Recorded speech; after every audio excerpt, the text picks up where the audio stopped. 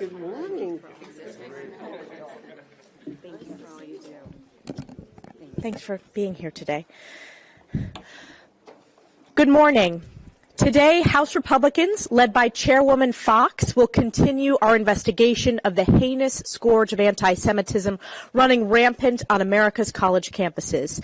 A few months ago, when the university presidents of Harvard, Penn, and MIT testified, they made history for their morally bankrupt answers as the most viewed testimony in the history of the United States Congress, and two are now former presidents. And after billions of views and world outcry, it set off a long overdue earthquake in higher education. The Columbia University president was invited to that hearing but did not attend. Today, the Columbia president will appear in front of the Education and Workforce Committee along with Board of Trustees leaders, and we will hold them accountable for their failure to combat anti-Semitism on their campus and their failure to protect Jewish students. For over 200 years, Columbia University has held the same motto, quote, "In thy light shall we see light." Taken from Psalms, Columbia claims to work in God's light. Sadly, for all the Jewish students on their campus, this could not be further from the truth. Fueled by hatred and ignorance, unchecked anti-Semitism has become commonplace on Columbia's campus. Nazi-era anti-Semitic propaganda litters the grounds, swastikas graffiti school property, and mobs assaulting Jewish students, professors openly supporting Hamas and calling for the genocide of the Jewish people. Meanwhile, despite claims otherwise, Columbia's leadership refuses to enforce their own policies and condemn Jewish hatred on campus, creating a breeding ground for anti-Semitism and a hotbed of support for terrorism from radicalized faculty and students. Just look at the campus reaction following the tragic events of October 7th. Over 150 Columbia faculty justified the terrorist attack on Israel, resulting in the deadliest day for Jews since the Holocaust. A Columbia professor penned an article glorifying Hamas, and anti-Israel student groups invited known members of a terrorist group to speak in support of the terrorist slaughter. This hearing is an important step towards transparency and accountability in Chairwoman Foxx's investigation and in our oversight of the failure of colleges and universities to condemn and combat anti-Semitism and their failure to protect Jewish students. Before our hearing, we wanted to make sure that America hears the firsthand experiences directly from Jewish students studying at Columbia. We are joined today by Eden Yadigar, a junior at Columbia University, and Yola Ashkenazi, a senior at Barnard. We're going to begin with Yola.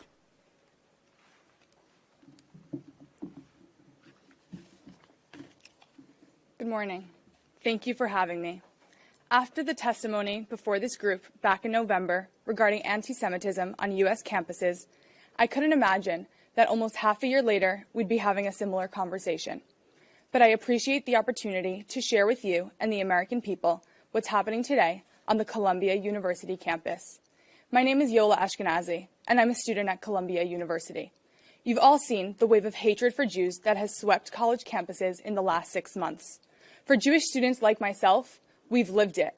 For most students, the college years provide an opportunity to find belonging on campus.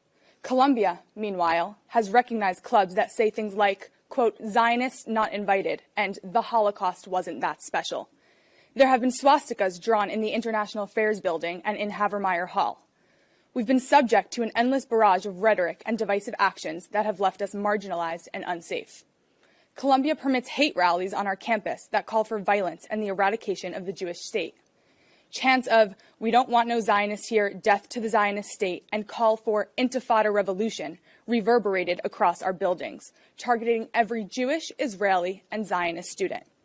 On February 2nd, one of my friends was physically held against the wall outside of Dodge Fitness Center by hateful demonstrators because he was wearing an item that identified him as Jewish. When reporting the incident, Columbia public safety officer suggested he not wear anything identifying him as Jewish when tensions are high.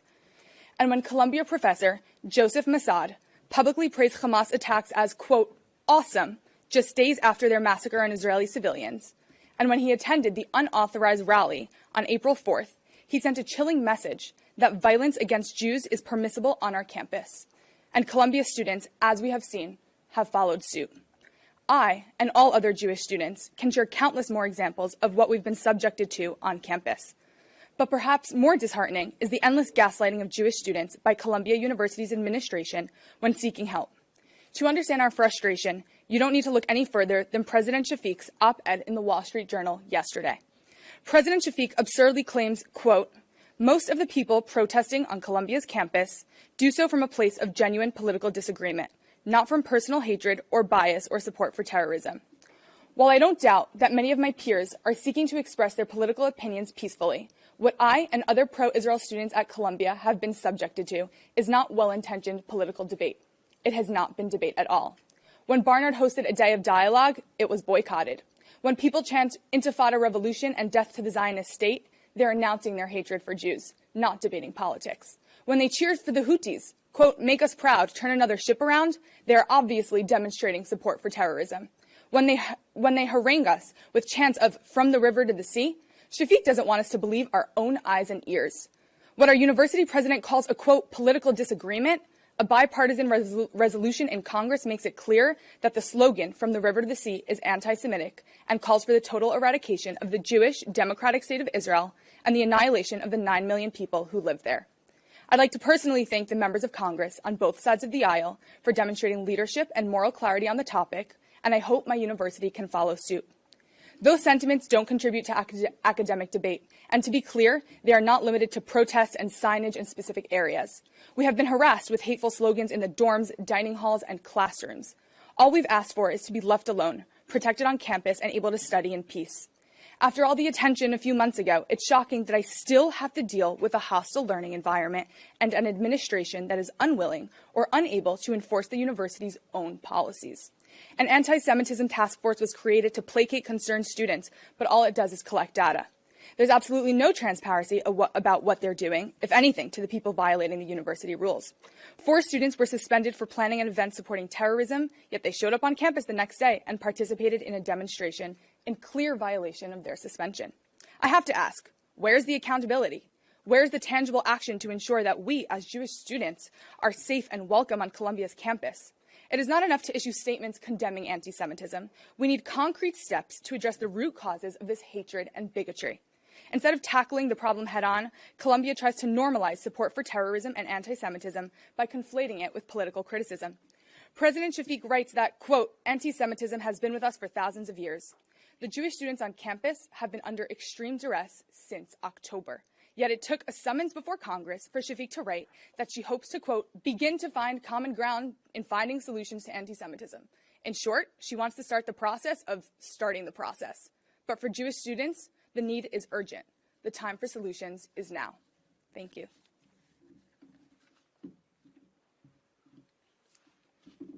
We'll now hear from Eden Yadigar.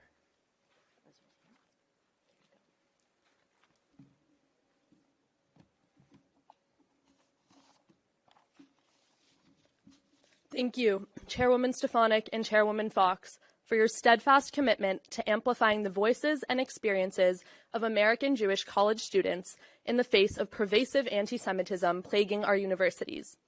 My name is Eden Yadigar, and I am an undergraduate student at Columbia University. I am a proud first-generation American, a proud Jew, and the daughter of immigrants who fled Iran in the face of religious persecution. On February 29th, I had the privilege of participating in the roundtable convened by the Committee on Education and the Workforce, focused on the scourge of anti-Semitism on campuses across America.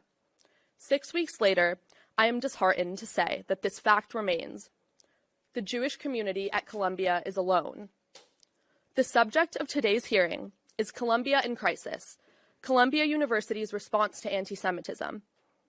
Though a more appropriate title would have been Columbia in Crisis, Columbia University's failed response to anti-Semitism. In the 5 months following October 7th, the Columbia administration sat idly by as a tsunami of anti-Semitism in the forms of harassment, bullying, exclusion, intimidation, and physical violence flooded every aspect of campus life. A tenured professor insisted that people who are religiously observant and go regularly to synagogue are indoctrinated. A student's Star of David necklace was ripped off her neck as she walked to class. On several occasions, Jewish students have been accosted by fellow Columbia students who yelled, "Fuck the Jews," at them on campus in the kosher section of the dining hall, and in the law school. Many Jewish students are too fearful to report incidents of discrimination and harassment that occur both in and out of the classroom because of how little faith they have that the university will take the necessary steps to protect them. The university's inaction has left Jewish students abandoned. Months of silence from our leadership has conditioned us to believe that the university does not care about us and will not protect us. Those in the Columbia faculty and administration that have allowed the situation to reach this point should be deeply ashamed. They have failed their Jewish students. Presumably in this hearing, President Shafik will point to a handful of very recent steps taken to address the anti-Semitic campus atmosphere. These steps are necessary but not sufficient. The fact that we have gotten to the point of student suspensions following an event in which speakers tied to U.S.-designated foreign terrorist organizations praised and promoted Hamas, Hezbollah, and the Islamic Jihad should be cause enough for alarm. I am here to call on our university leadership to continue its recent trajectory and take meaningful, sustained steps to ensure that all students at Columbia are able to learn free from hatred, intimidation, and harassment of any kind. I similarly urge this committee to continue to hold our university administration accountable in implementing the necessary action to effect such change. To be clear, and as we've seen in recent days in cities across the U.S., freedom of speech does not include freedom to harass. Freedom of speech does not include freedom to threaten. Freedom of speech does not include freedom to interfere with the education of Jewish students nor of any students on campus. The situation unfolding on our campus does not just threaten Jewish students. It is a fundamental attack on Columbia's values and on America's values. Anti-Semitism is not an exclusively Jewish issue, nor is it a political one. Anti-Semitism is an American issue, and it must remain a bipartisan one. In thy light shall we see light. Columbia's motto captures the essence of what drew me and so many others to the university. It epitomizes the Columbia that I know can be. Yet the Columbia that I currently attend is unrecognizable from that version. It is time to turn the light back on, Columbia, and illuminate the way for all of us. Thank you.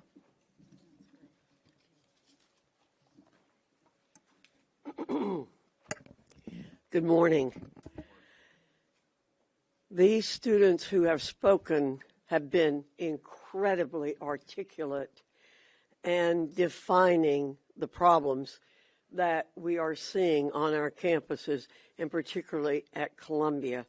I am so proud of them for the way they have made their statements and argued their case.